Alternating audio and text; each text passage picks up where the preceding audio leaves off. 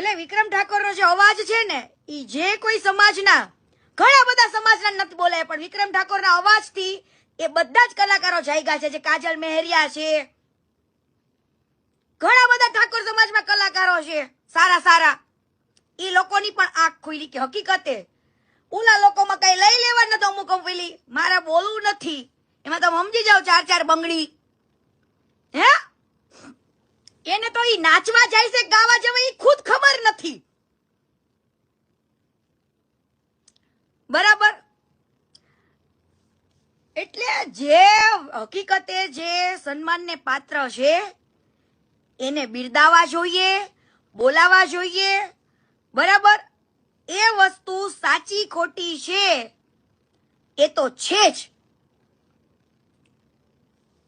અને મારે છે ને મમતા સોનીને પણ 2 શબ્દ કહેવા છે.